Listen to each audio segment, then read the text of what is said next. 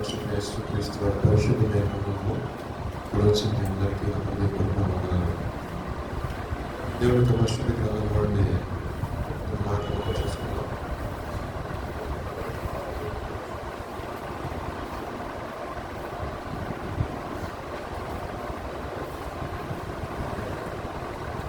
యెషయా గ్రంథము 55వ అధ్యాయం 10వ మాట.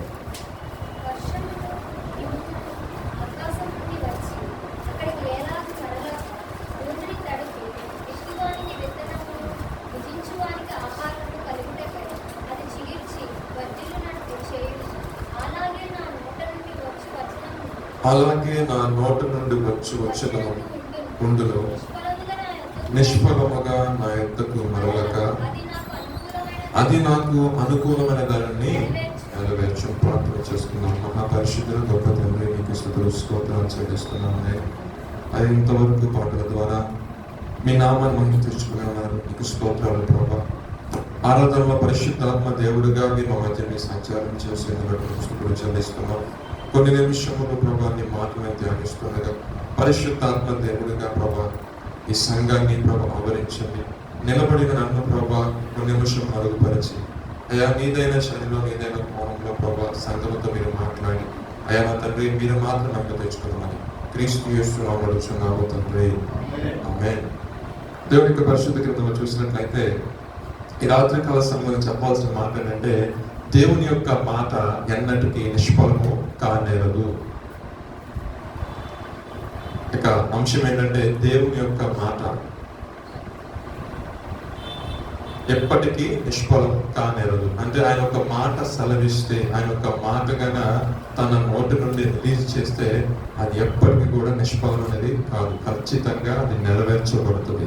అందుకనే యెషయా ప్రవక్త రాసుకుంటూ వచ్చారు ఏమంటే వర్షమును హిమమును ఆకాశం నుండి వచ్చి అక్కడికి ఎలాగూ మరలక భూమిని తడిపి విత్తువానికి విత్తనమును భుజించువానికి ఆహారము కలుగుటకై అది చిగిర్చి వర్ధిల్లునట్లు చేయను, అలాగే నా నోటి నుండి వచనమును ఉండును.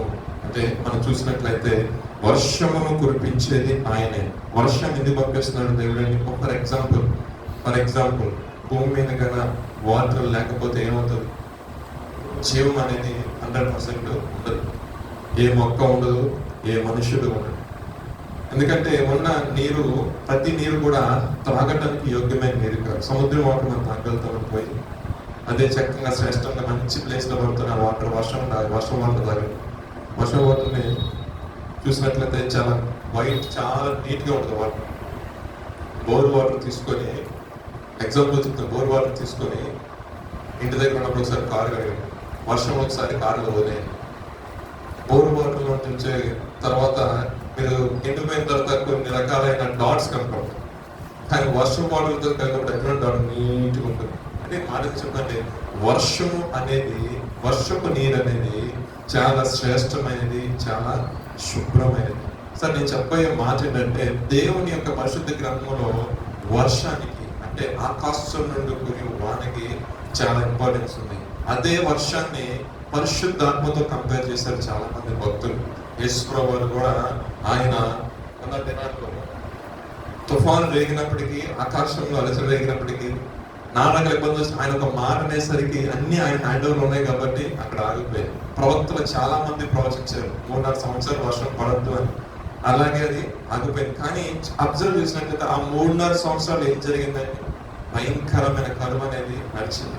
సో ఇప్పుడు ఏంటంటే దేవుడు ప్రతి ఒక్కరికి విత్తువానికి విత్తనం దయచేవాడు ఆయనే, భూమికి కావాల్సిన వర్షాన్ని కలిగజేసేవాడు. ఫస్ట్ భూమికి వర్షం వస్తే తర్వాత ఏమవుతుంది? ఇప్పుడు వర్షిప్ చేయకుండా డైరెక్ట్గా వచ్చి వాక్యం చెప్పవచ్చు. 2-3 పాటలు దేవుడు సింగ్ చేసి డైరెక్ట్గా వచ్చి వాక్యం చెప్పవచ్చు. కానీ ఇక్కడ ఇప్పుడుగా మీరు పాడి చక్కగా దేవుడు నచ్చబడ్డారు. వర్షిప్లోకి వెళ్ళిన తర్వాత ఏంటంటే చక్కగా మన ఆలోచన మొత్తం కూడా ఏమైపోతుంది.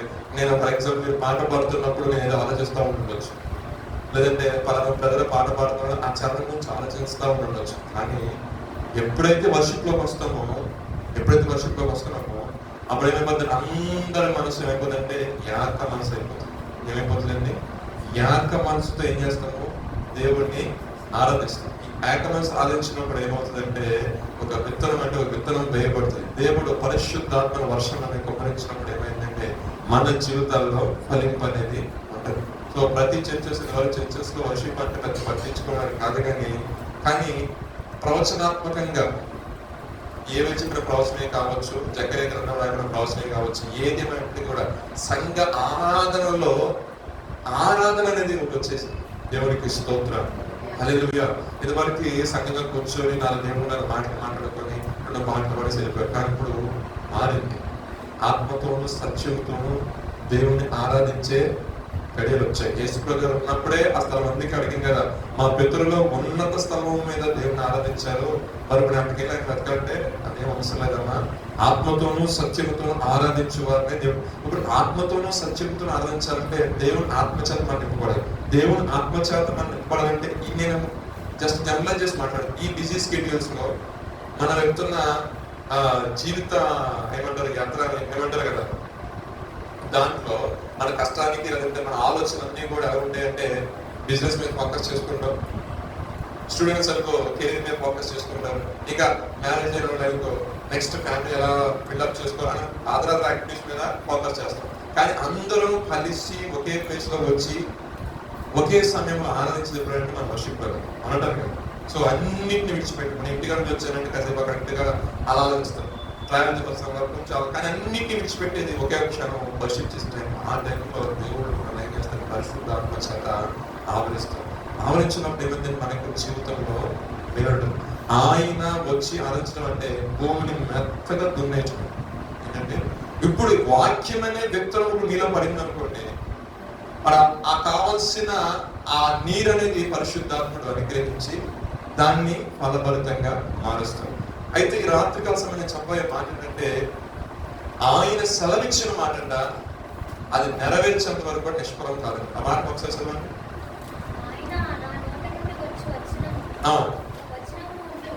అలాగే నా నోటి నుండి, అంటే భుజించే వారికి ఆహారం రొట్టెగా చిగిర్చి వర్ధిల్లింపు చేయను కదా. అంటే వర్షం ఈ విధంగా పడి భూమి మీద పడి తర్వాత విత్తనం రైతుకి పండించిన తర్వాత మనకి ఆహారం వస్తుంది కదా, అంటే అది నిష్ప్రయోజనకరంగా అయిపోవట్లేదు ఆ వర్షం అనేది.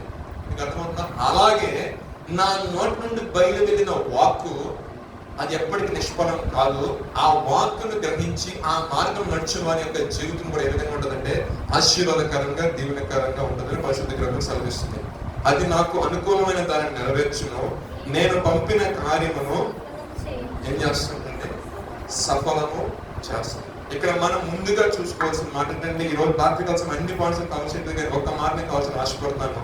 నా నోటి నుండి వచ్చినము, అలాగే నా నోటి నుండి వచ్చినమును నిష్ఫలముగా నా యొద్దకు మరలక అది నాకు అనుకూలమైన దానిని నెరవేర్చు. అంటే రాత్రి కాస్త ఒక్కొక్క మాట దేవుని యొక్క సెలవిచ్చిన మాట, దేవుని యొక్క మాటను సెలవించడం కూడా ఒక జీవితంలో దేవుడు ఖచ్చితంగా నెరవేరుస్తున్నారు.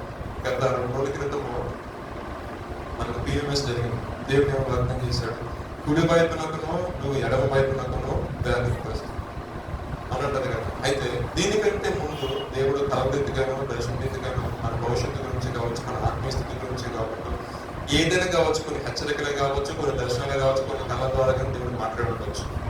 మాట్లాడిన తర్వాత దేవుడు చెప్పిన మాట ఏంటంటే, నేను కుడి వైపును ఎడమ వైపు వ్యాధి చేస్తాను. మన పాత్ర కాలంలో యేసుప్రభు యొక్క జీవితం చూసినట్లయితే తనకు బాలుడుగా ఉన్నప్పుడే యవనకాలం ఉన్నప్పటికీ దేవుడు ఏం చేశాడు, దర్శనరీతి కళతో మాట్లాడటం మొదలుపెట్టాడు.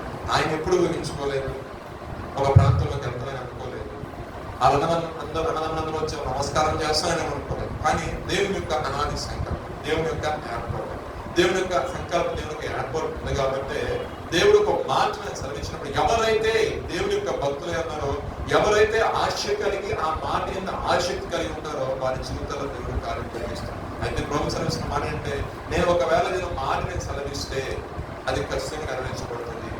సమయంలో రాసిన పత్రిక మొదటి సమయంలో గ్రంథము 23వ అధ్యాయము 4వ వాక్యం ఒకసారి చూడండి. లేదా 23వ అధ్యాయం స్టార్టింగ్ నుంచి చదివితే మనకి నీకు అర్థం.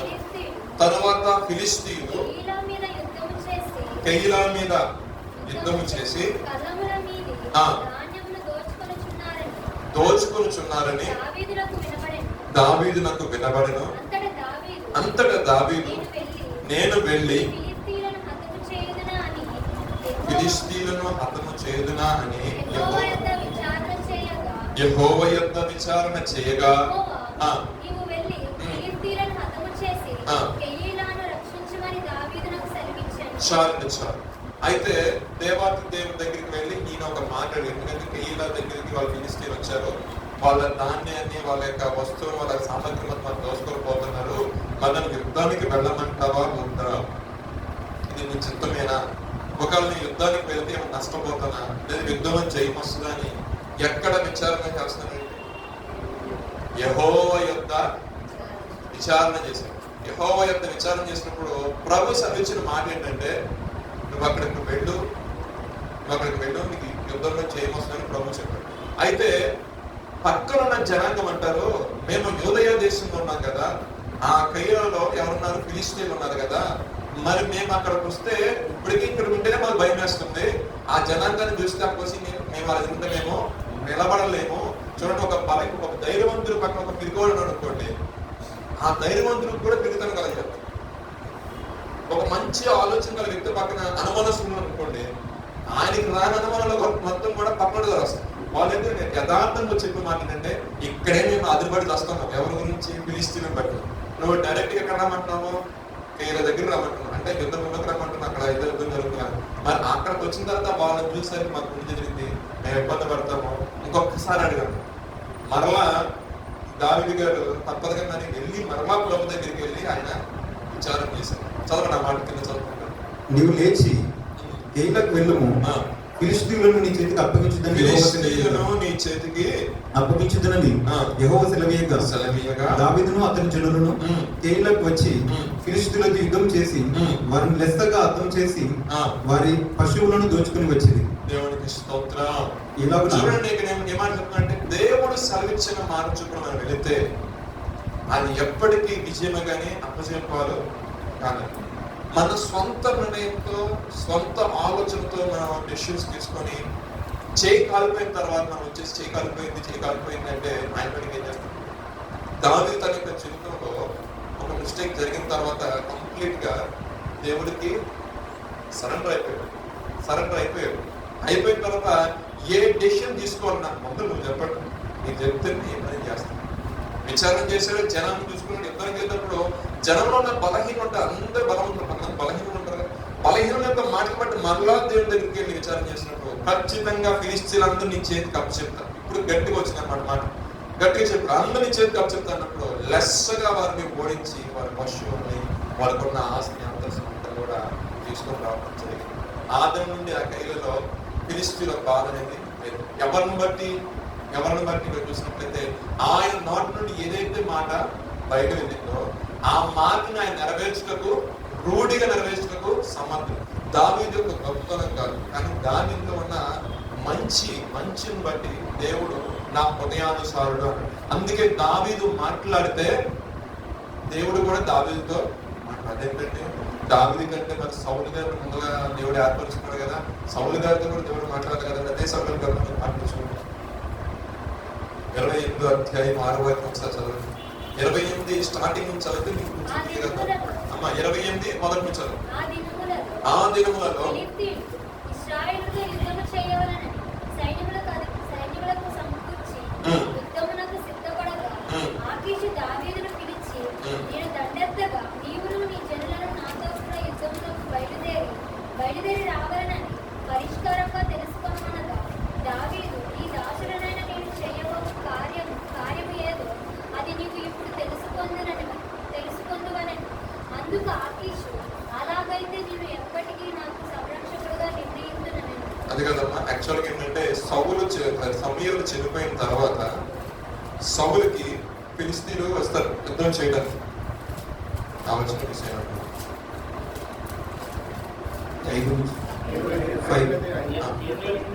5 సౌలు ఫిలిష్తీయుల దండును చూసి మనసునంత భయకంపం ఉంది. యెహోవా విచారణ చేయగా యెహోవా స్వప్నం ద్వారానైనను ఊరిం ద్వారానైనను ప్రవక్తల ద్వారానైనను Right. ఏమీ సెలవీయకుండెను.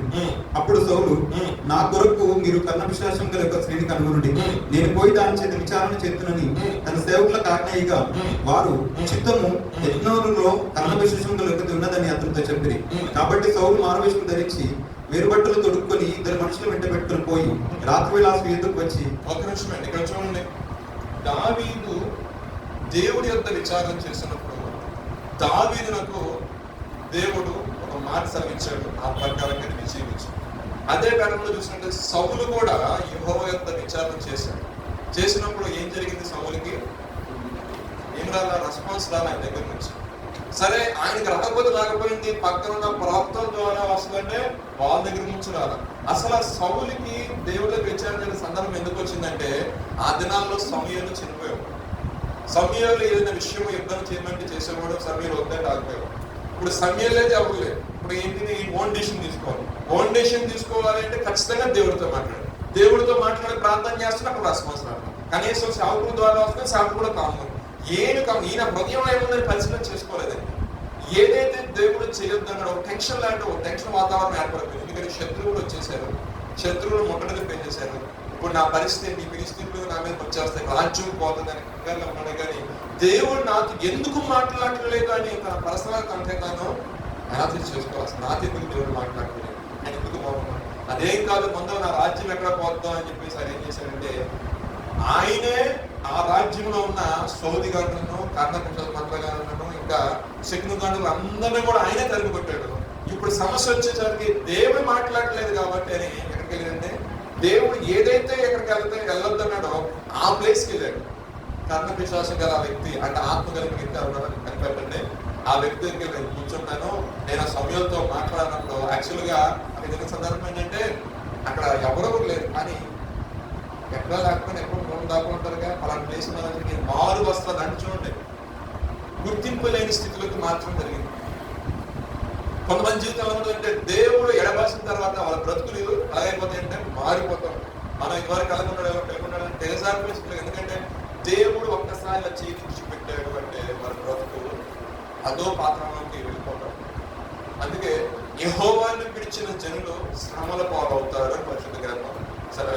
సరే మన పాయింట్కి వచ్చేసరికి ఈ సౌలు గారు ఆ ప్రాంతానికి వెళ్ళారు. వెళ్ళిన తర్వాత వారు వస్తున్న నుంచి ఏ రకంగా మాయ చేసి మభ్య పెట్టారు, ఏదైనా కూర్చోవడం మన మంత్రాలు ఏదైనప్పుడు ఆటోమేటిక్ ఆయనకి కనపడు. కనుక ఏమని, నువ్వు సౌలు అంటే ఏం సంపలే కానీ యెహోవా జీవంతో నేను సంపను, ఫస్ట్ ఆఫ్ ఆల్ మన వ్యక్తి కావాలన్నప్పుడు సమూయేలు గారు భూమిలో నుండి అని ఉంటుంది. ఫస్ట్ ఎక్కడంటే భూమిలో నుండి పైకి రావడం జరిగింది. పైకి వచ్చిన తర్వాత ఆయన అడుగుతాడు, నేను ఆనాడే చెప్పాను చెప్తాడు, ఏంటి ఎందుకు పిలిచామంటే అప్పుడు చెప్తాడు ఏంటంటే, ఇలా సైన్యం వచ్చింది ఎలా వచ్చిందంటే, ఆనాడు ఎప్పుడో నేను సజీవుడు ఉన్న దినాల్లో దేవుడు ఒక పని చేయమంటే ఆ పని నువ్వు సంపూర్ణంగా చేయక ఆ అమాలేకుల విషయంలో నువ్వు ఏం చేసావు, దేవుడి దృష్టికి చేయరాని దోషం నువ్వు చేశావు. ఆ రోజే నీ చాప్టర్ అయిపోయింది. కాకపోతే దేవుడు ఏం చేశాడంటే కొంచెం ప్రొపించాడు, ఏమని సరి చేసుకుంటావు కానీ ఎక్కడ నువ్వు సరి చేసుకోలేదు. రేపు నువ్వు నీ జనాంగం నీ కొడుకు నువ్వు దగ్గరికి వచ్చేస్తారు, ఈ ఇశ్రాయేలు ప్రజలు అందరూ ఏమైపోతారంటే ఫిలిష్తీయుల చేతికి దాసులుగా వెళ్ళిపోతారని చక్కగా చెప్పేసారు. ఇప్పుడు చూడండి, అంటే దేవుడు అందరితో మాట్లాడతాడా అంటే కొందరితోనే ఉంటుంది. అదేంటి అంతమైన వేసాడు. అవును, ఇక్కడ చూసినట్లయితే దేవుని చేత ఏర్పాటు చేయబడిన వ్యక్తి దావీదే, దేవుని చేత ఏర్పాటు చేయబడిన వ్యక్తి సౌలే. దావీదు జస్ట్ ఏదో యాక్సిడెంట్ గా ఒక సన్నివేశం జరిగింది, తర్వాత రియలైజ్ అయ్యాడు, మరలా ఆ యొక్క ఊగులో పడిపోకుండా తను భద్రపరుచుకున్నాడు. కానీ సౌలు యొక్క జీవితంలో దావీదుని వెంబడించాడు, అభిషేకించిన వ్యక్తిని వెంబడించాడు. అంతేకాకుండా దేవుడు ఏదైతే చేయొద్దన్నాడో ఆ పనులు మొత్తం చేశాడు. తర్వాత ఏదైతే దేవునికి నీచకరమైన ఉందో, ఇష్టం లేని ఉందో ఆ కర్ణపిశాచం వెళ్ళి విచారణ చేశాడు. ఆ ముండిని పొందిందన్నాడు, అక్కడ సేద తీసుకొని బయలుదేరాడు. అంటే ఏ రకంగా దేవుడికి ఒకరికి పాత్రలు చూడండి. కొన్ని విషయాలు మనకు తెలియకుండానే ఏం చేస్తాయంటే దేవుని యొక్క ఒకరికి మనల్ని పాత్రలు చేస్తున్నాం. అంటే యేసు గారు వచ్చారు కదండి, ఆయన అంటే పరిశుద్ధ గ్రంథం సెలవిస్తుంది, మిమ్మల్ని బట్టే కదా నా నామము దూషించబడేది, అన్ని జన్మలు అవమానించబడేది. దేవుని యొక్క అనాథ సంకల్పం ప్రతి ఒక్కరి పట్ల, నీ పట్ల, నా పట్ల, ప్రతి ఒక్కరి పట్ల ఉంది. కానీ ఈ ఓల్డ్ టెస్ట్మెంట్ లో చూస్తే గొప్ప విషయం దేవుడు దాచిపెట్టాడు. అంటే ఒక వ్యక్తి దేవుని దృష్టికి కొంచెం అగెన్స్ట్ గా ఉంటే దేవుడు కామెంట్ అవుతాడని వాస్తవం. అందుకే మీలో ఉన్న పరిశుద్ధాత్మని మీరు దుఃఖపరచకండి. పరిశుద్ధాత్మని మీరు ఆత్మ. అదే విధంగా పరిశుద్ధాత్మ మనలో ఉండాలంటే మన యొక్క దేహం ఏమై ఉండాలండి? దేవుని యొక్క దేవాలయం. దేవుని యొక్క దేవాలయం ఉన్నప్పుడు దేవుడు మనతో మాట్లాడతాడు, మనం దేవునితో మాట్లాడతాం. అంటే ఆయన ఏదైతే సెలవిస్తాడో, ఫర్ ఎగ్జాంపుల్ మంచి రిలేషన్షిప్ కానీ సౌలుతో కానీ దేవునితో సౌలుకున్నట్టయితే సౌలుకి దేవుడు ఏదో రకంగా ఒక ఆలోచన చెప్పేవాడు. ఆలోచన ప్రకారమే తన రాజ్యాన్ని కాపాడుకునేవాడు, తన జనులు కాపాడు, తన ప్రాణాలను కూడా ఆయన కాపాడుకునేవాడు. దేవుడు ఒక మాట సెలవించాడంటే అది ఖచ్చితంగా నెరవేర్చబడుతుంది. అందుకంటాడు కదా మంచి మాట ఏంటంటే ఆయన నోటి నుండి సెలవిచ్చిన మాటట అది పని చేయక తిరిగి వెనక రాదు. పని చేయకుండా అది తిరిగి వెనక రాదు. గిద్యోనుతో దేవుడు మాట్లాడాడు. గిద్యోనుతో ఏమన్నాడు? పరాక్రమం గల బలాఢ్యుడా అన్నాడు. అనేసరికి నేను పరాక్రమం గల బలాఢ్యుడు ఏంటంటే గాలి సాటిని కూర్చొని గోధుమ దొలగొట్టుకొని భార్య బిడ్డల కోసం ఆహారం తీసుకొని దొంగలాగా బతుకున్న బతుకు నన్ను పరాక్రమంగా బలాఢ్యాడు విద్య చెప్తున్నారంటే నేను అంటే దేవుడు చిత్తం చూడండి. మన క్వాలిటీస్ మనమే డిస్ప్లే చేసుకుంటాం. నేను ఇంతే కదా, నా జీవితం ఇంతే కదా, ఇక్కడ ఇంతే కదా, నాకు ముందర కల కదా, మనకే మనం ఏమైపోతాం అంటే ఎవరో వచ్చాను మనసు అంటారు. కానీ దేవుడి యొక్క మాట చూడండి, దేవుని యొక్క ప్రత్యక్షత, దేవుని యొక్క స్వరము చూడండి. పరాక్రమంగా బలాఢ్యుడు గిద్యోను అన్నాడు. వచ్చేసరి అనేసరికి నేను స్ట్రంగ్ అయిపోయాడు. చెప్తాడు మొత్తం ఎవరో చెప్పి దేవుడు నేను ఆడుకుంటున్నాను ఇలా ఉంటే నాకు గదిలో ఉంటాయి అన్నాడు. దేవుడిని ఏర్పరచుకున్నాడు. నీ ద్వారానే ఈ ప్రజలకి చేయని ఇవ్వబోతున్నప్పుడు అసలు నువ్వే ఇంటి ముందు నాకు కన్ఫర్మేషన్ అన్నప్పుడు నీకు ఏం కావాలన్నప్పుడు ఇదిగో ఈ ప్రాంతంలో గొడుగు వచ్చింది కదా, గొడుగు వచ్చి మాత్రమే నడవాలి, మంచుపడి ఏమో అంటే మన వర్షం నుంచి మాట్లాడి ఈ మంచుపడి ఈ గొడుగు వచ్చి మాత్రమే నడవాలి. పాలు మిగతా ఏరియా మాత్రం పొడిగా ఉన్నారు. ఆ రాత్రి గడిచింది. తర్వాత కూడా చూస్తే ఆ గిన్నెలో పెడితే గిన్నె నీళ్ళు వచ్చినాయి. ఆ గిన్నె మునిగంత విధంగా దేవుడు అక్కడ కురిపించాడు. నెక్స్ట్ డే ఏమన్నాడంటే మరొకసారి కన్ఫర్మేషన్ అడిగాడు. ఇక బయట సరే ఇంకొక కన్ఫర్మేషన్ మీరు పాప్కార్న్ అంటే ప్రభావ దేవుని ఇలా కలగదు. నా యొక్క అవిధేయత చేత నా యొక్క బాధనించాను కోపానికి ఆగ్రహం కలిగించాను. మాటికి నేను కొంచెం ఇబ్బంది పెట్టాను. కానీ ఒకసారి దయచేసుకొని జాలి చేసుకొని నా ఒక కన్ఫర్మేషన్ మరలా కన్ఫర్మేషన్ అంతా ప్లీజ్ చేశాడంటే తనతో తగ్గించుకొని మాట్లాడాడు. కోపపడినట్టు ఒక మాట ఏంటంటే ఈసారి ఈ పాలు మొత్తం కావాలి, ప్రాంతం మొత్తం కావాలి, ఈ గొర్రెపోతులు మనకి ఏమవు. నెక్స్ట్ డే కలిసింది. మార్నింగ్ లేచి చూశాడు, మొత్తం మంచు పడింది. ఇంకా ఏదైతే గొర్రెపోతు చూశాడో ఆ ప్లేస్ మాత్రం ఏమి కాదు. ఒక కన్ఫర్మేషన్ వచ్చిన తర్వాత దేవుడు ఏమన్నాడంటే ఇంకా నడుమన్నాడు. నడిచేసరికి కొంతమందిని వేసుకుని నేను జనాన్ని ఎంతమంది ఇంచుమించు 33,000 మందిని తీసుకుని వెళ్ళాడు.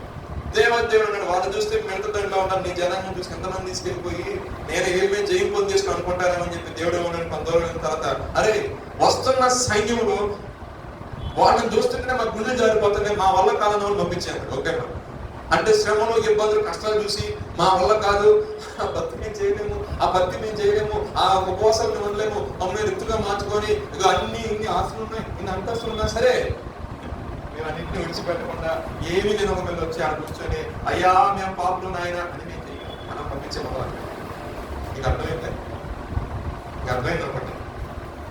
అందరికీ చెప్పాను వాళ్ళందరూ పంపించినప్పుడు 20,000 మంది వెళ్ళిపోయారంటే ఉన్నదే 32,000 మంది.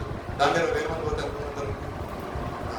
కొంత దూరం వచ్చిన తర్వాత మరలా దేవుడు చూశాడు. వీళ్ళలో కూడా కరెక్ట్గా ఉన్న వాళ్ళు ఎవరు లేకని కొంతమంది తీసేద్దాం అనుకున్నాను. సరే నీళ్ళు దామనేసరికి ఎవరైతే కుక్క తగ్గినట్టు, కుక్క ఎలా తగ్గిందంటే మనం చూస్తూ ఉంటాం కదా, జస్ట్ కంగారు తాగి అంటే వచ్చామా నీళ్ళు తాగమా నా నెక్స్ట్ పనికి వెళ్ళిపోయాను అన్నట్టే ఉంటుంది. మిగతా వాళ్ళు తాపీగా ఉన్న అవన్నీ తీసి పక్కన పెట్టి యుద్ధోపకరణం మొత్తం పక్కన పెట్టి కాలు అడుగు చేతులు మొహం కడుకు కాలు కొంచెం నీళ్ళు వేసుకుని చూసుకొని మరలా ఏం తీసుకున్నా ఒక బ్యాచ్ చూసాం. కుక్క తగ్గినట్టు అక్కడ దవో నీళ్ళు పక్కన దిగి చూసుకుని 10 మంది కావచ్చు. వాళ్ళ 300 మంది అంటే సిద్ధపాటు వెళ్ళిపోయినట్టు. ఎనీ టైం ఎప్పుడు శత్రువు వచ్చిన సరే పొడి చేద్దాం కూడా 300 మంది. బాగా వెళ్తున్నాం, వాళ్ళు మాత్రం దేవుడు ఏం చేశారంటే సపరేట్ చేయరా. నేను చెప్పే విషయం ఏంటంటే మొత్తం సమాజం జనాభా ఏంటంటే 30,000 మంది. అందరూ కూడా గిద్దెం చేత పిలబడినాడనే, అవునా కదా. తర్వాత ఏం చేశాడు, కొంతమందిని దాంట్లో కొంతమంది ఏర్పరిచాడు. ఏర్పడి కొంతమంది దేవుడి చిత్తంలో కూడా మనము పిలువబడ్డాము, తర్వాత ఏర్పాటు చేయబడాలి. ఈ 300 మంది ఏర్పాటు చేయబడిన జనాంగం, ఈ 300 మందితో నేను యుద్ధం చేస్తున్నప్పుడు అది ఇప్పుడు గిద్యోనికి ఒకలాంటి భయం వచ్చింది. ఇప్పుడు ఏమొచ్చింది, 30,000 మంది ఉన్నప్పుడు ఏమని పీలా నాయకుడికి, 300 మంది వచ్చేసరికి 1% వచ్చిందంటే 10% అయితే 3,000 కదా, 30,000 10% 3,000 కదా, దాంట్లో 10% నాకు వచ్చేప్పుడు మళ్ళీ ఇంచుమించు 30,000 1% 300 మంది అంటే 1% తీసుకొచ్చాను. 1% మెంబర్ ఎందుకు వచ్చి 1% ఇస్తే గిద్యోనికి ఇప్పుడు ధైర్యం చాలకపోతే ప్రభు దగ్గర మరలా విచారం చేసినప్పుడు సరే వెళ్ళటానికి ధైర్యం రావట్లేదు కాబట్టి దేవుడికి ఎంత సాదాశీలుగా మాట వచ్చిన చదువుకుంటూ వస్తే చాలా సాదాశీలుగా మాట వస్తుంది. సరే వెళ్ళి ఆ దడ్డు పెట్టకు వెళ్ళి చూసి వచ్చి యుద్ధం స్టార్ట్ చేశారు. అప్పుడు అక్కడ ఉన్నవాడు కూడా కళ వచ్చిందంట. అప్పుడు గిద్యోనంట అవ్వలేదండి, అవన్ రొట్టె ఇది రొట్టె వచ్చి కొట్టేసి మళ్ళీ కొట్టేసరి మన డాల పడిపోయింది, ఇలా ఉంది అలా పరిస్థితులు బట్టి కలిగితే ఇస్రాయేల్లో ఉన్న గిద్యోన్ అంటాడు. గిద్యోన్ నుంచి రాశాడు అమ్మసరికి ఇప్పుడు అయ్యగారికి ఒక కాన్ఫిడెంట్ వచ్చేసి గవ వెళ్ళిపోయి సైన్యం సిద్ధపరచుకున్న 300 మందిని వెళ్ళారు. దేవుడు మహాకుంభ గొప్ప దేవుడు గొప్ప విజయాన్ని ఆమె అనుగ్రహించడం జరిగింది. ఇదంతా ఒక ప్రాసెస్, ఎక్కడ కూడా ఇన్స్టెంట్ గా ఎక్కడ జరగల, ఇదంతా ఒక ప్రాసెస్ గా జరిగింది.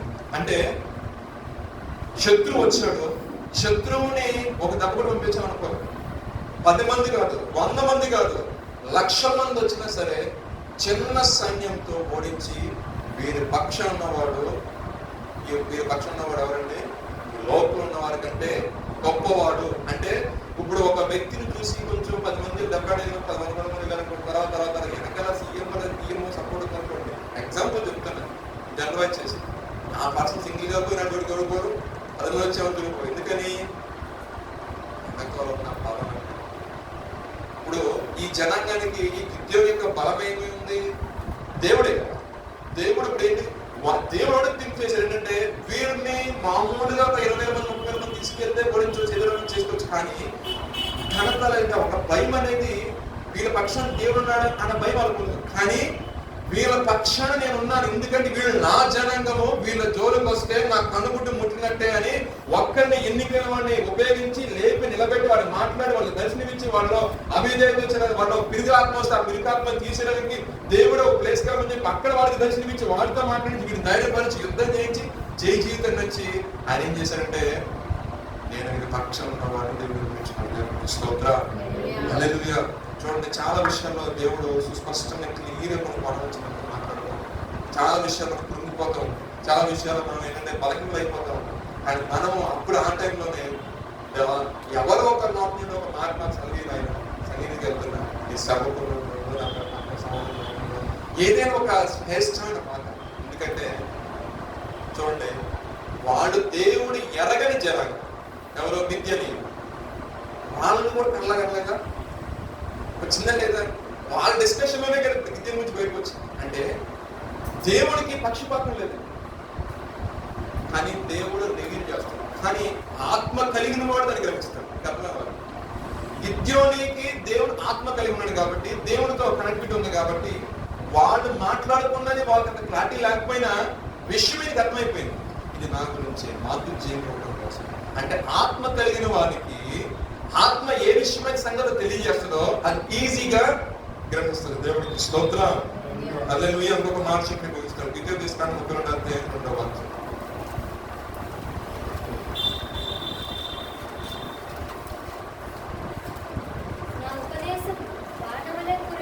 నా ఉపదేశము వానవలే కురియును,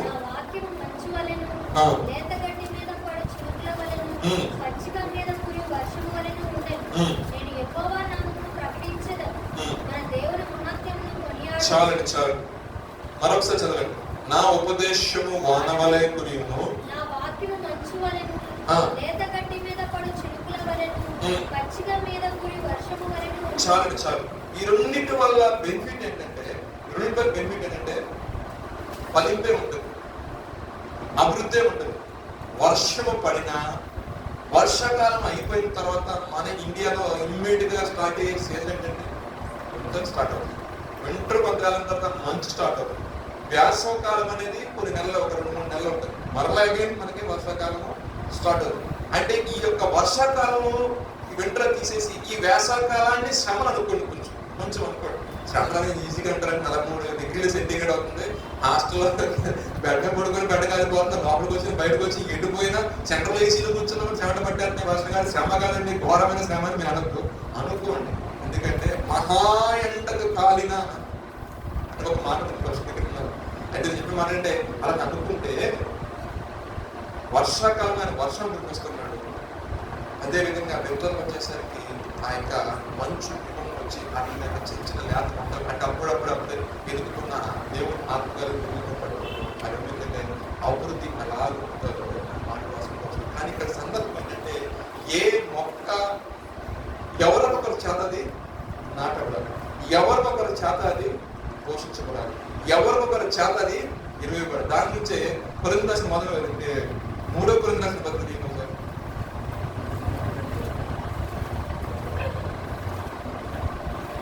చూసారా?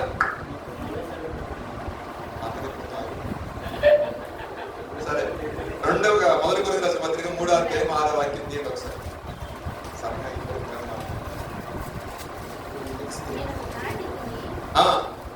నేను నాటి తిని అపోలో నీళ్లు పోసాను, వృద్ధి కలిగి చేయవాడు. కాబట్టి వృద్ధి కలిగి చేయు దేవునిలోనే కానీ నాటు వానిలోనైనాను చాలండి. దేవుడికి స్తోత్రం. అంటే గమనించాల్సిన విషయం ఏంటంటే ఎవరు నాటినా, ఎవరు నీళ్లు పోసినా, ఎవరు ఎరువేసినా వృద్ధి చేసేది ఎవరండి అంటారు కదా. నేను ఇంకొక ఎగ్జాంపుల్ చెప్తాను. మా ఊర్లో నేను స్థానికంగా మా అమ్మగారు కడుపులో ఉన్నప్పుడు పెళ్లి చూసుకున్నాను. 21 సంవత్సరాలు, తర్వాత ఒక 4 సంవత్సరాలు, 5-6 సంవత్సరాలు నేను సరే అక్కడ ఉండేది. ఇప్పుడు ఎక్కడ దేవుడు మా మార్గం వాళ్ళ ప్లేస్ అనేది వస్తున్నా 10 సంవత్సరాలు బట్టి చేసేది. బట్ ఎక్కడ ఉన్నా, ఎవరు నీరు పోసినా, ఎవరు నాటినా, ఎవరు ఎరువు వేస్తున్నా నన్ను వృద్ధి చేస్తున్న వ్యక్తి ఎవరు? ఇప్పుడు నిన్నుగా నన్నుగా ప్రతి ఒక్కరు వృద్ధి చేస్తున్న వ్యక్తి ఎవరు? ఆ విషయం అనుకుంటున్నాను. అందుకే భక్తులు ఈ సందర్భంలో పాల్పడు. విత్తినది ఒక్కరు, నీరు పోసింది వేరొకరు, ఎరువు వేసింది ఎవరైనాను, వృద్ధి చేసింది నీవే కదా.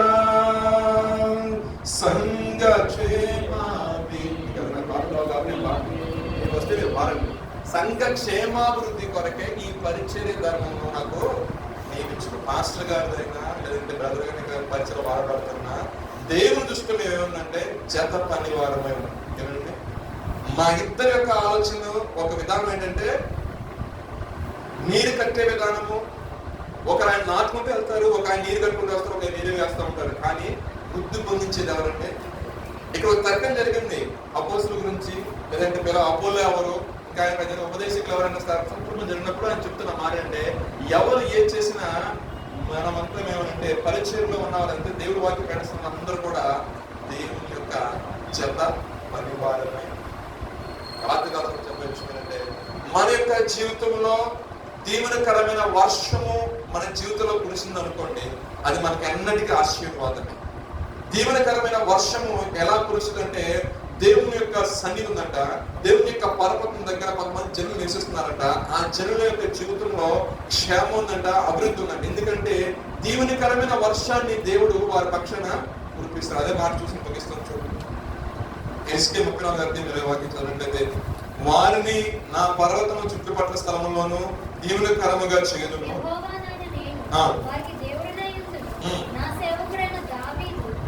ఎస్కేల్ 34:26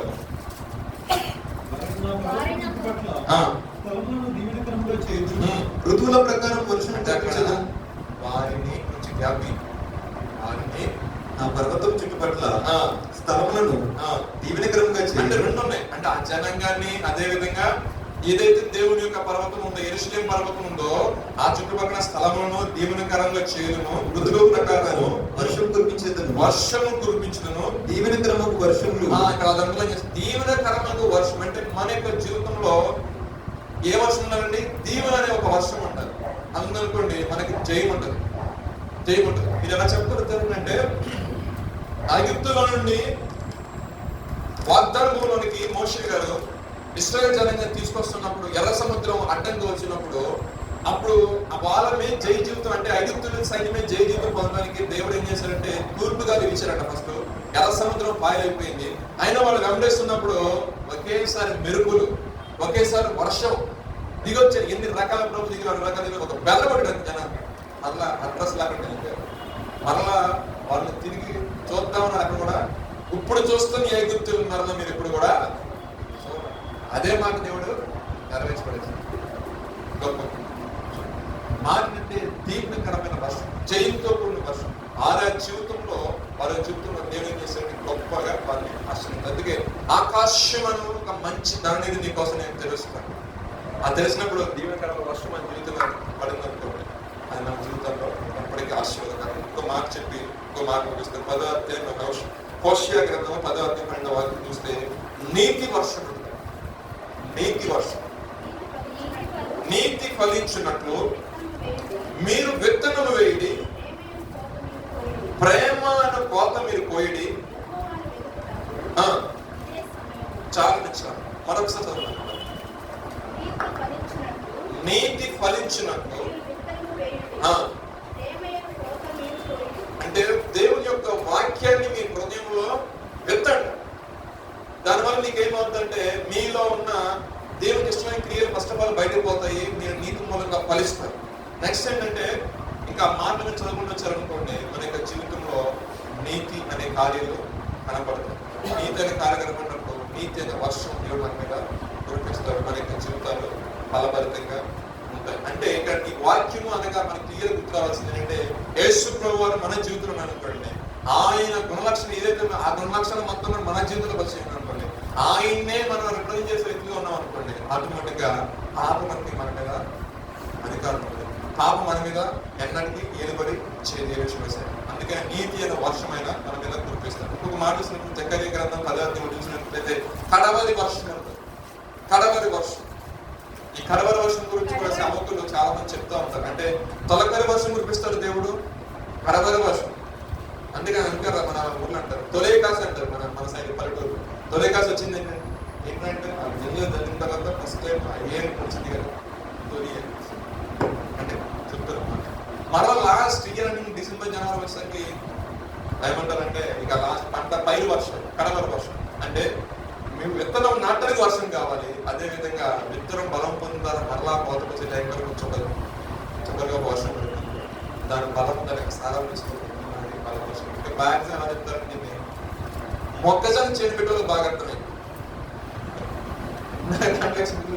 ఇక లాస్ట్ నెక్స్ట్ 2 weeks లో మనం దీన్ని తీసేస్తాం అనుకున్నప్పుడు ఇక ఎలా వదులుతారంటే అప్పుడు దాకా సాల్ట్ పెట్టేసి వాటర్ బాగా వదులుతారు. ఇక లాస్ట్ వచ్చేసరికి మామూలు వదిలేస్తారు. ఎంతనే పట్టినాయి, ఎందుకంటే మంచి కండి పట్ట మీద ఉంది, అది ఎంత వాటర్ తీసుకుని అంత మంచిదని చెప్పేసి ఎంత వాటర్ ఆ టైంలో వర్షాలు పడిన ఇబ్బంది, తుఫాను రాకుండా జరగని ఎంత వర్షం పడినా అంత దిగుమతి. మాట చెప్పాలంటే మన యొక్క జీవితంలో మన ఆత్మీయ ఆత్మీయ కారణం చాలా ఉంటాయి. కానీ ఈ ఇక్కడ దినాల్లో నీతైన వర్షం అని చెప్పి తెలిసిన తీవ్రమైన వర్షం మన మీద మనం ఊహించాలా, కడవరి వర్షం అంటే ఆత్మతో నింపబడిన వర్షం మనం ఊహించలేదు. మనం చేసుకోవాలి.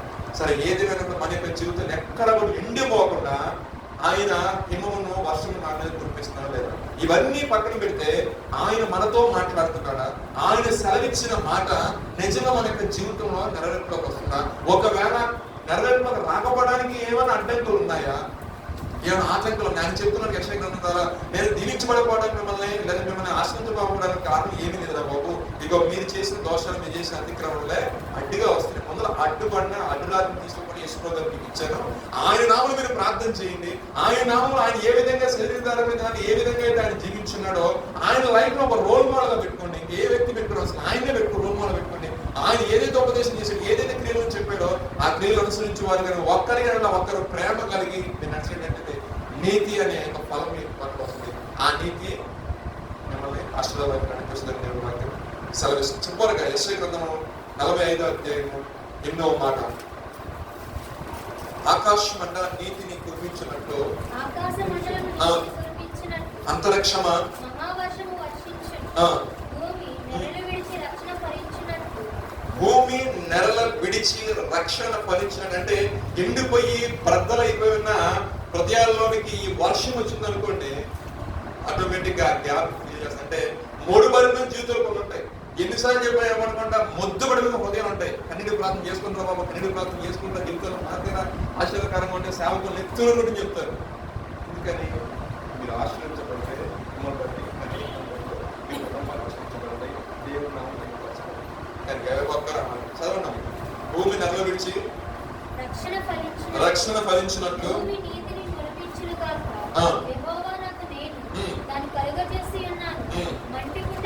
చాలు చాలు చాలు. ఇప్పుడు ఇక్కడికి అవట్లేదు చెప్పేసి ఆయన ఏం చేశారు, తన కుమారుని యేసుక్రీస్తు వారిని మన కొరకు ఇచ్చాడు. ఆయన త్రూ అంటే మనం ఏదైతే మన హృదయాన్ని మనకి అర్థం కాక మన హృదయాన్ని బట్టలు చింపుకొని గోని బట్టగా కట్టుకొని గుడిలో కూర్చొని ఉపవాసం ప్రార్థన చేసి దేవుడు సెలవించడం వెయిట్ చేశాడు.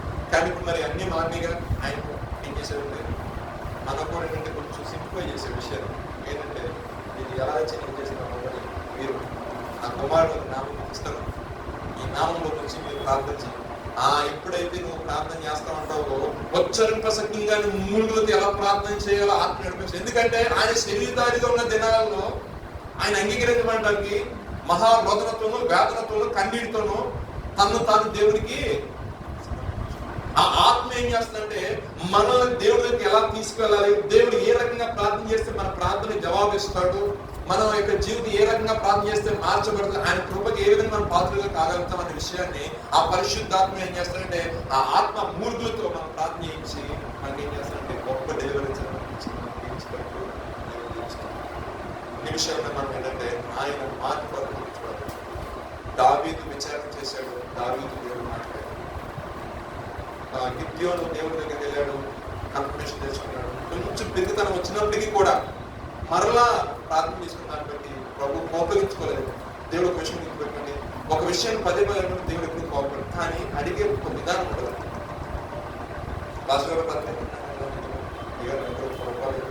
ఏమనుకోకుండా ఆయనకి ఆ మనసు ఎందుకు అయితే అప్పుడు 10లో ఉండే ఉన్నాడు అంటారు కదా, మీరు అంటే ఇప్పుడు మన బ్రదర్ గురించి అన్నదర్ గురించి అంటే ఇవ్వాలని మనసున్న యాటిట్యూడ్ తెలిసి కొంతమందికి ఏమైంది ఏముంది కానీ దేవుడు చాలా తగ్గించుకుంటాను. దేవుడు చేస్తాను కూడా దేవుడు మాట విషయం, ఎందుకంటే మాట్లాడుతున్న వ్యక్తి అత్యున్నత సింహాసనం మార్చి ఆయన ఇంకా చాలా జాగ్రత్త తనకు తగ్గించుకుంటూ చాలా విషయాలు మనం అడిగేటప్పుడు కూడా ఎందుకు యువకుల పట్ల పరిస్థితి నీటిగా ఆయన సమస్తం తెలుసు కాబట్టి ఆయన మన నోటి నుంచి ఆ మాట మన నోటి నుంచి ఆ మాటలు వస్తేనే ప్రార్థన ప్రవచనమైన వాగ్దానమైన ఏదైనా అసలు మనకున్న ఆసక్తి అశోక్ ఒక ఫోన్ నెంబర్ చెప్పమంటే ఆయనకి ఎవరైతే ఇష్టంగా ఉన్నారో వాళ్ళ అమ్మాయి మైండ్లో ఏ టైంలో అన్నా తక్కువ చెప్తారు. అదే 4 నెంబర్లు చెప్పమని మామూలు జర్నలిస్ట్ ఎప్పుడైనా గౌరవ గుర్తొచ్చి కరెక్ట్గా మైండ్లో కూడా అదే వస్తుంది. మనం కూడా ప్రార్థన చేస్తే ఆ వాగ్దానం వాగ్దానం చేసి గుడి వైపుకి అడుగు చేస్తాను, నా సంతోషాన్ని ఇస్తాను, సిద్ధం చేస్తాను, నీ కోరికను సిద్ధం చేసి నీ ఆలోచన యావత్తుని సఫలం చేస్తాను వాగ్దానం చేశావు. ఇవన్నీ కూడా నేను మనసుగా అంటే ఆయనకి అన్ని రాసిన అన్ని గుర్తాయి. మనకి అందరూ గుర్తుంటుంది, మనకి ఫోన్ నెంబర్ గుర్తుంటే దేవుడు వాక్యం గుర్తుంది. లేకపోతే నేను అలాంటి సాఫ్ట్వేర్ జాబ్ చేసిన వాళ్ళకి కోడింగ్ గుర్తుంటా, దేవుడు వాక్యం గుర్తుంది. ఎందుకంటే నన్ను ఏమో నేను చెప్పేసుకున్నా ఆ విషయం సార్. కానీ దేవుడు మనకు ఒక పని ఇచ్చినప్పుడు ఆ పనులు నమ్మకంగా ఉండాలి. అట్ ద సేమ్ టైం మనం దేనికోసం పిలిచాడో ఆ పిలిచిన పిలుపులో నమ్మకంగా కొనసాగాలి. అది నాకు ఆశ. ఎందుకంటే 2 థింగ్స్ మన యొక్క కెరీర్లు 2 ఉంటాయి ఎప్పుడైనా సరే. ప్రొఫెషనల్ లైఫ్ ఉంటుంది, స్పిరిచువల్ లైఫ్ ఉంటుంది. ప్రొఫెషనల్ లైఫ్ ఇచ్చేదాన్ని న్యాయం చేయాలి. స్పిరిచువల్ లైఫ్ లో కన్నా అది ఏమైనా రేపు ఇక్కడ కాదు సెట్ అవ్వచ్చు, కానీ ఇది పోయింది స్పిరిచువల్ లైఫ్ పట్టుకోవాలని కష్టపడతాం. కష్టపడే టైంలో అన్ని ఒకే విధానంగా ఉంటుంది, అన్ని కాలం ఒకేలా ఉంటే 4 కాలం ఒకేలా ఉన్నాయి మనకి ఎప్పుడు ఉండవు. చలికాలం చలిపెట్టి, వర్షకాలం వర్షం, ఎండాకాలం వింటర్లో మంచు కురుస్తుంది. అదే మన జీవితంలో ఏమైందండి స్పిరిచువల్ అయితే మన కల్లా కట్టుకోవచ్చు అంటే ఆ టైంకి రాకపోతే, ఆ సమయం మీకు రాకపోతే, ఆ లోపల దేవుడికి పిలిస్తే ఎక్కడికి పోతుంది మనకు ఆలోచన. ఆ మధ్యలో ప్రభు వచ్చిన అనుకోండి, ఆ రాకలు వచ్చినప్పుడు ఎంతవరకు నేను ప్రొఫెషనల్ లైఫ్కి ఎక్కువ ఇంపార్టెన్స్ ఇచ్చేసి రాత్రి మగలు కూర్చుంటే మరి ఇది మీకైతే మీరు ఒకసారి ఆలోచించుకోండి. ఇన్బ్యాలెన్స్ కాకుండా ప్రతి ఒక్క విషయాన్ని బ్యాలెన్స్ చేసుకోండి. First priority goes to God అంటారు. ఎప్పుడైతే సరే మనం ఎప్పుడైతే మొదటి విషయం దేవునికి మనం ఇచ్చిన ప్రయారిటీ ప్రాముఖ్యత మన జీవితంలో ఇంకోటి ఏంటంటే ఐటీ క్యాడా చాలా వర్స్ట్ ఉంది బయట. సో మీరు ప్రార్థన చేసినప్పుడు మీరు ఏమైనా జాబ్ ట్రై చేసినట్టే సిస్టమ్ లోప ఫస్ట్ ఆఫ్ ఆల్ సెట్ అవ్వాలి. సో దానివల్ల ఏంటంటే చూడండి, ఒక సీడ్ నుంచి అనేక ఫ్రూట్స్ వస్తాయి బాగుంటారు. అదేవిధంగా మన యొక్క జీవితంలో కూడా ఇప్పుడు వచ్చి ఈ ప్రాంతం, అందుకంటే నువ్వు ఏ ప్రాంతంలో అడుగు పెడితే ఆ ప్రాంతం క్షేమం కోసం ప్రార్థన చేయడం పరిస్థితులు సాధిస్తుంది. ఏ సంఘంలో అడుగు పెడితే ఆ సంఘం క్షేమం కోసం ప్రార్థన చేస్తే దాని క్షేమం నీకు క్షేమమైన పరిస్థితులను సాధిస్తుంది. ఏ కుటుంబంలోకి వెళ్తావో ఆ కుటుంబం క్షేమం కోసం ప్రార్థన చేస్తే దాని క్షేమం. కాబట్టి ఈ యొక్క ప్రాంతంలో వచ్చిన ఈ ప్రాంత క్షేమం కోసం ప్రార్థన సాధించిన వ్యక్తిగతంగా మీకైతే ఒక నిమిషం ప్రార్థన చేసుకోండి. ఒక విషయాలు మీతో మాట్లాడినట్లయితే రాత్రికాల సమయంలో వర్తమానం ద్వారా కొన్ని నిమిషాలు ఇప్పుడు దాకా వాక్యం విన్నారు, హడావుడికి వెళ్ళిపోవడం కాదు, కొన్ని నిమిషాలు ప్రార్థన చేసుకోండి. మీకు ఇచ్చిన సమయాన్ని బట్టి క్షమించడం కొంచెం లేట్ అయింది, అయినప్పటికీ ఒక 7 నిమిషాలు ప్రార్థన చేసుకోండి.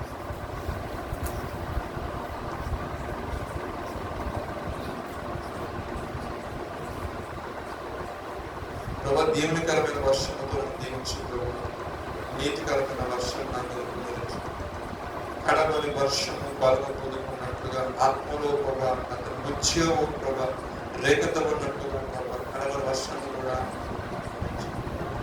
నమ్మకాత్మైన ప్రభా ఆరాధన వర్షంలో ఏదో పాడదు కదా, ఏదో చెప్పడం కదా, అయా ఆత్మ సంబంధంగా నీ సేవకులు ప్రభా నీ బిడ్డలు కూడా ఆరాధన చేస్తుండగా, అదేవిధంగా ప్రభా నా తండ్రి నేను కూడా జీవముగా నీ సన్నిధిలో ప్రభా అయా పాటలు చెప్పడం, నీ ఆత్మను పొందుకొని అన్య భాషల ద్వారా నీ పరిశుద్ధాత్మతో నింపబడి అయా ప్రవచనాత్మకమైన మాటలు ప్రభా అయా నా తండ్రి మాట్లాడినటువంటి కడవల వర్షాన్ని అయా మా మీద సంఘం మీద మీరు గుర్తించండి. అయా నా ప్రియ తండ్రి, అయా నా తండ్రి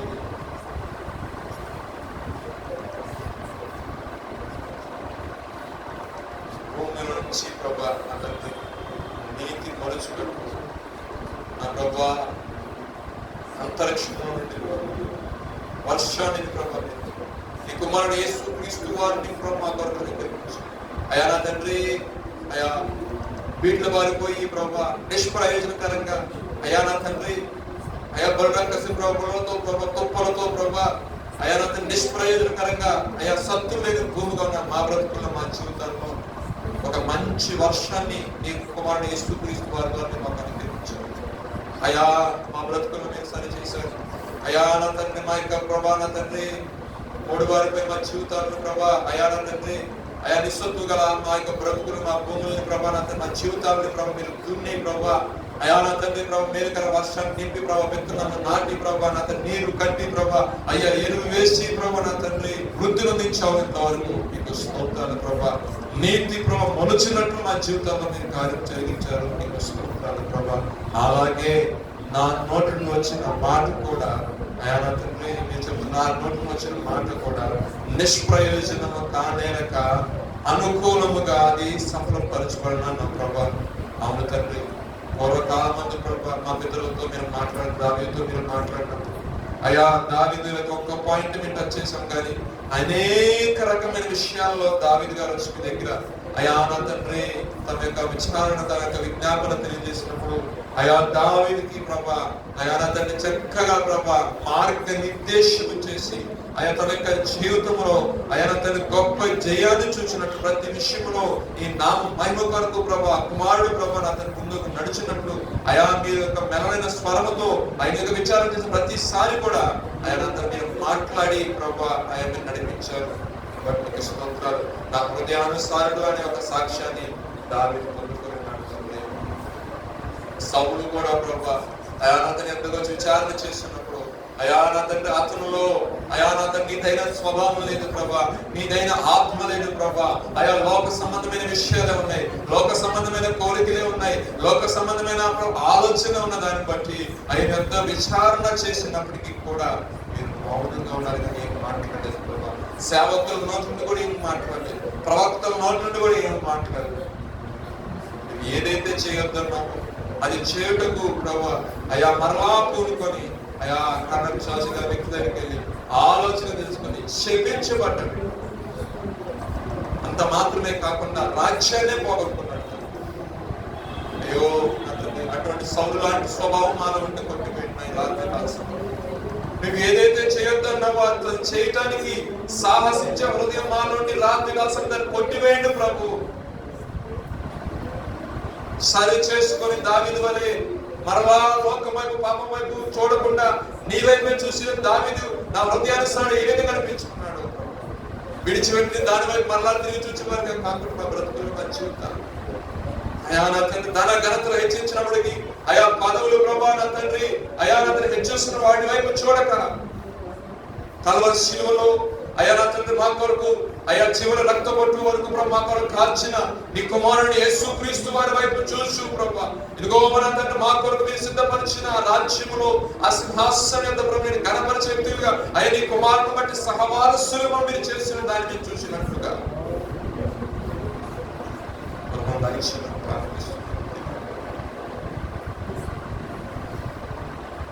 భూమి మీద పైరు కానీ భూమి మీద ఆహారం కానీ రావాలంటే హిమమును వర్షమును కురిపించబడండి. లేత మొక్కల మీదను అప్పుడే గడ్డి పీళ్ళ మీదను ప్రతి ఒక్క దాని మీద నేను ఆ యొక్క వర్షమును హిమమును నేను కురిపిస్తాను. ఆ యొక్క మహాశ్రమల చేత అనంత ఇబ్బందుల చేత నలిగిపోతున్న ఈ బిడ్డల పక్షాన ప్రభా ఎండిపోయి మోడిబారిపోయి ప్రభా నా తండ్రి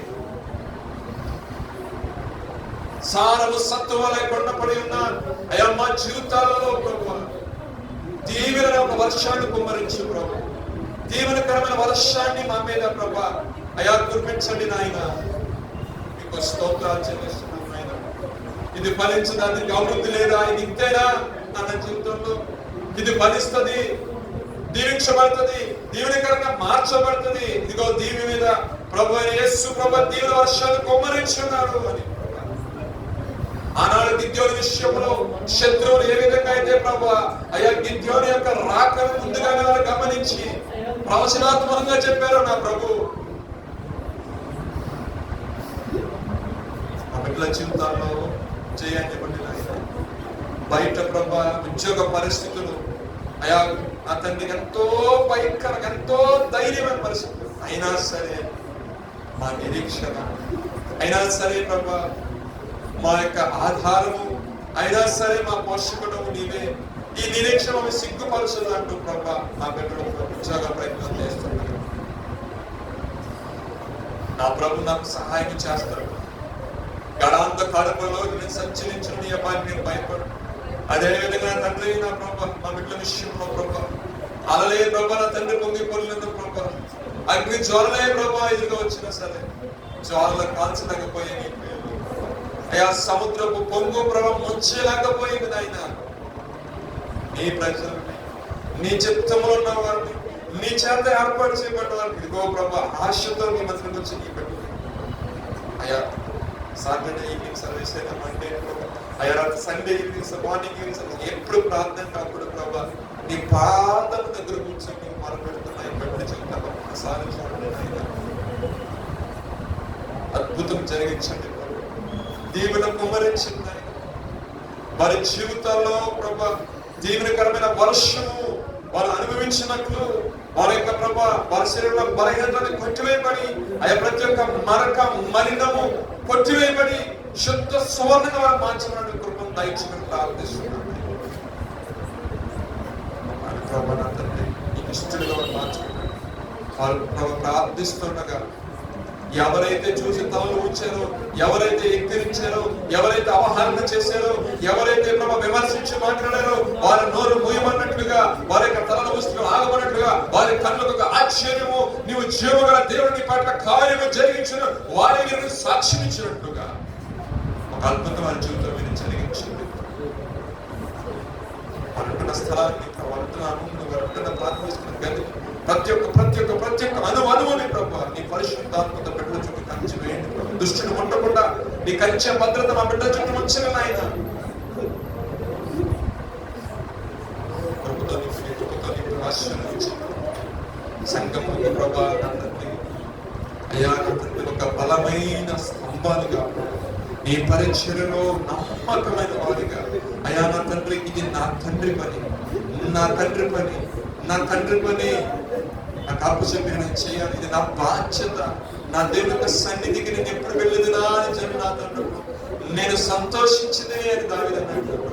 నీ సన్నిధిలో ఒక ప్రత్యేకమైన సంతోషం, ఓ ప్రత్యేకమైన ఆనందము నా ప్రభు నాతో మాట్లాడతాడు, నా ప్రభు నాతో ముచ్చరిస్తాడు, నా ప్రభు కూర్చునే స్థలం అది, నా ప్రభు హృదయపూర్వక ఆలోచించిన స్థలం అది. అనేక మంది బిడ్డలు దేవుడు నియమించుకుని ఆరాధించడానికి, పాటలు పాడడానికి, వర్షిప్ చేయడానికి, వాక్యపరంగా చేయడానికి, సంఘ కాపరులుగాను, ఉపదేశకులుగాను, సువార్థికులుగాను, ఆరాధికులుగాను, అయా గాయకులుగాను, పరిచారకులుగాను ఈ సంఘాన్ని దేదీప్యమానంగా నడిపించండి ప్రభా. నీకు వందనాలు పొందనాలు.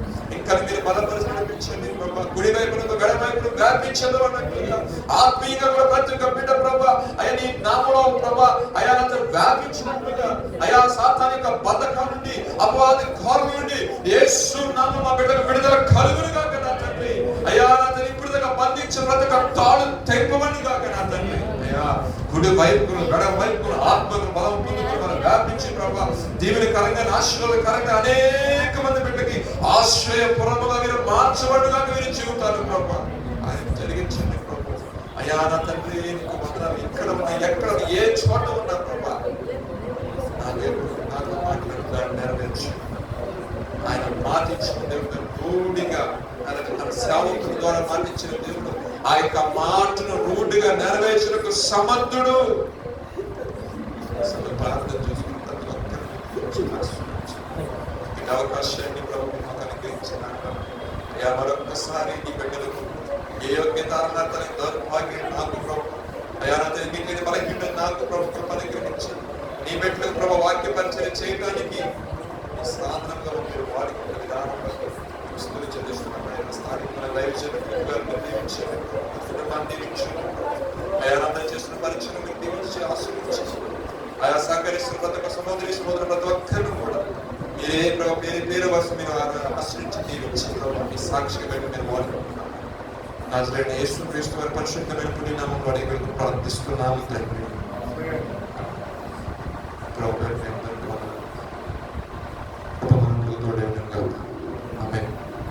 రేపటి దినమున ఉదయకాలంలో మనకు రేపు ఆరాధన కాబట్టి